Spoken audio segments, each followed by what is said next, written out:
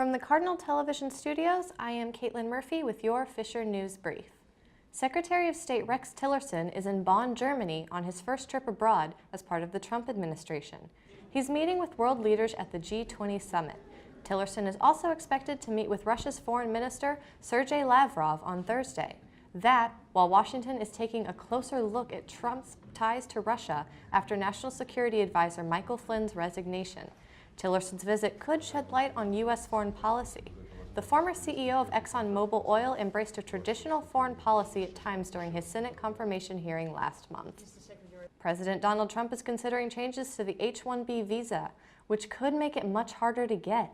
It's vital to India's tech industry because it lets firms hire highly skilled foreigners in the U.S., and there's a good reason for that. Nearly a third of India's tech exports flow to the U.S. Any visa changes could have major ramifications in India. So what does one of the country's biggest names in the tech think? Nandian Nikalani co-founded Infosys. He's optimistic and sees opportunity. Christy Lou Stout started by asking him whether he thinks President Trump threatens to disrupt the sector. What we are seeing today is, in some sense, a reaction to globalization and many of the things that we took for granted for the last 30, 40 years. So I think it's a wait and watch situation. If you had the opportunity to sit down and speak with President Trump, what would you tell him? Well, I would tell him that the reason why the United States is such a great country is because it has always been open to immigrants, talented people. If you look at the Silicon Valley companies, every one of them has an immigrant founder. I mean, Google has an immigrant founder. I mean, most of the companies have immigrant founders. So if you really want to keep the U.S. Continue to be globally competitive, you should be open to talent. Yeah, the H-1B visa program started because of a lack of engineering talent and talent in America. Yes, and Indian companies have done a great deal to help U.S. companies become more competitive, and I think that should continue. And if there are limits placed on the H-1B visa program, could India stand to benefit? India would be in a position to hire India first. Well, actually, this issue of visas has always come up in the US every few years, especially during election season. And invariably, it's actually accelerated the development work here. Because as you rightly said, people are investing more to do the work here. And India itself is going to have a huge program of Digital India. And all that will, I think, require the best talent to work on it.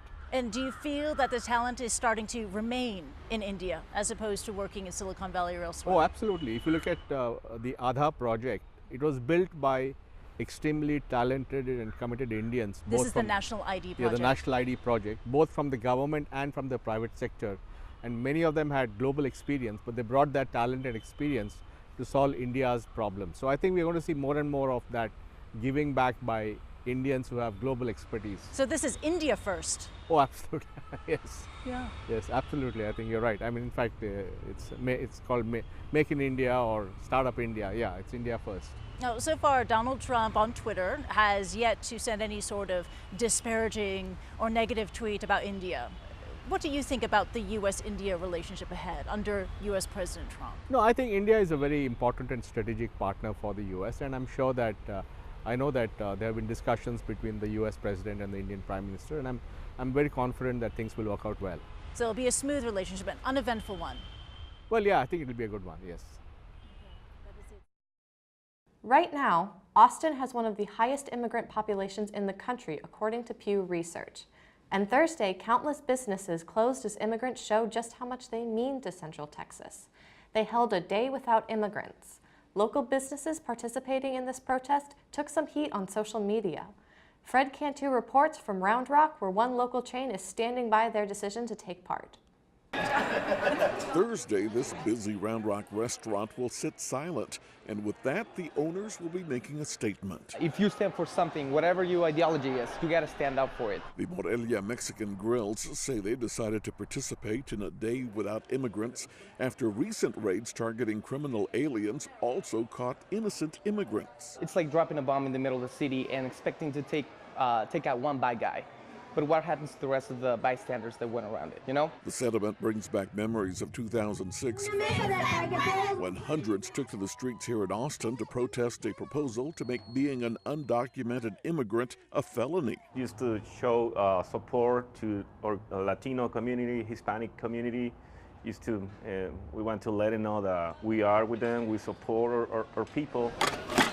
Taqueria Arandinas in far north Austin is also taking part to support their neighbors. We have a lot of immigrants living here, working here. You know, we have all these people living here with their families, paying taxes, coming to our business, by buying our products. The restaurant was alone in putting up signs saying they would be closed, but others in the center said their hands are tied. They're part of national chains and can only do what's approved by the Home Office.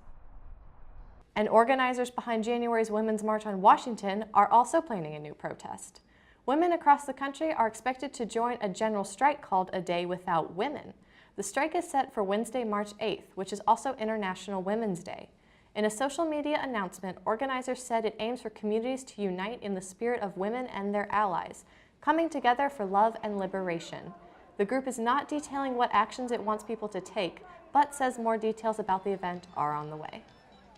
And that's all of today's headlines. I am Caitlin Murphy for your Fisher News Brief.